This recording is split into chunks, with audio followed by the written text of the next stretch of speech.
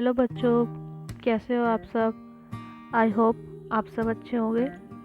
आज हम class 10th के एक्सरसाइज 5.2 के क्वेश्चन नंबर 1 को सॉल्व करने वाले हैं।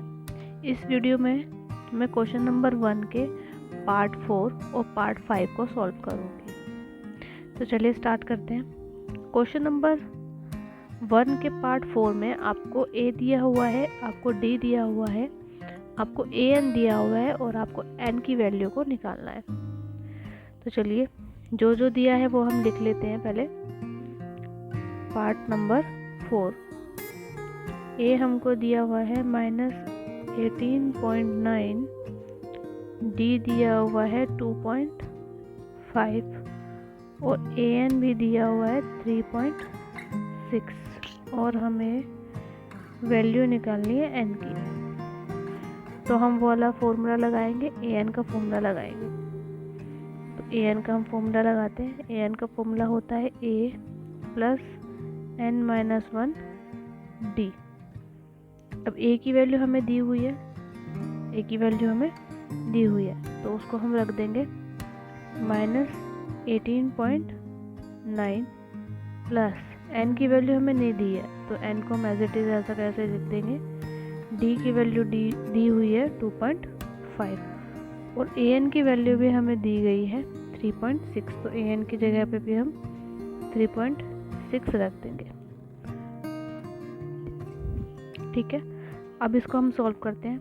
अब आप यहाँ देखेंगे कि -18.9 हमारा इज इक्वल टू के इस साइड है ना। तो जब हम -18.9 को इज इक्वल टू के दूसरी साइड लेके जाएंगे, यानी कि इस साइड लेके जाएंगे, तो ये जो माइनस का साइन है ये चेंज होके क्या हो जाएगा, प्लस का साइन हो जाएगा। ठीक है, तो चलिए -18.9 को 3.6 के पास लेके जाते हैं, माइनस हो जाएगा प्लस में चेंज और आ जाएगा 18.9।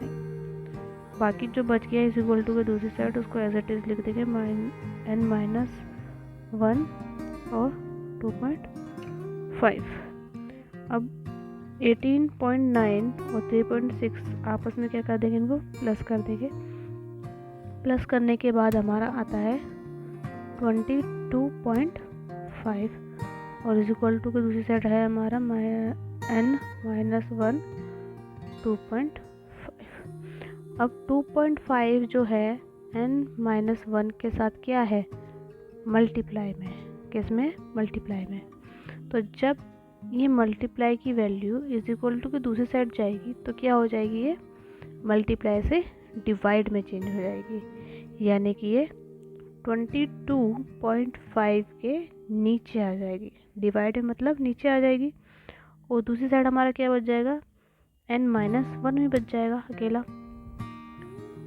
ठीक है, अब इसको सॉल्व करते हैं। इधर से मैंने पॉइंट हटाया, नीचे लिख दिया 10। इधर से पॉइंट हटाया तो ऊपर लिख दिया 10। 10 से 10 ख़त्म हो गया। 2.5 की टेबल में 225, अब पॉइंट नहीं है बीच में, पॉइंट को हम हटा चुके हैं, तो 25 की टेबल में कहाँ पर आता है, 9 में। ठीक है, 9 पे आता है 225 की टेबल में। तो 9 हमारे इज इक्वल टू किस साइड है और n-1 दूसरी साइड है। अब n की वैल्यू को हमें फाइंड करना है, तो n के साथ क्या लगा हुआ है, -1, तो -1 को हटाना पड़ेगा। -1 को हटाएंगे, इसे इज इक्वल टू की दूसरी साइड लेके जाएंगे। तो जब हम इसे इज इक्वल टू की दूसरी साइड लेके जाएंगे तो 9 के साथ आ जाएगा 1 प्लस में, क्योंकि पहले क्या था, ये इज इक्वल टू की दूसरी साइड माइनस में था। तो जब इस साइड आएगा दूसरी साइड इज इक्वल टू के, तो ये साइन चेंज हो जाएगा माइनस से प्लस में और इधर बच जाएगा खाली n। इसको प्लस कर देंगे तो n की वैल्यू क्या आ जाएगी आपकी 10। तो यही आपका आंसर है, क्योंकि आपको सिर्फ n की वैल्यू को निकालने के लिए बोला गया था। तो क्वेश्चन पार्ट नंबर 4 हमारा हो गया। पार्ट नंबर 5 करेंगे जिसमें हमें an की वैल्यू को निकालना है। हमें A दिया हुआ है, D दिया हुआ है और N दिया हुआ है। जो हमें दिया गया है उसको हम पहले लिख लेंगे। 5 में हमें दिया गया है कि A है हमारा 3.5, D है हमारा 0, N दिया गया है 105 और AN हमें निकालने के लिए बोला गया है।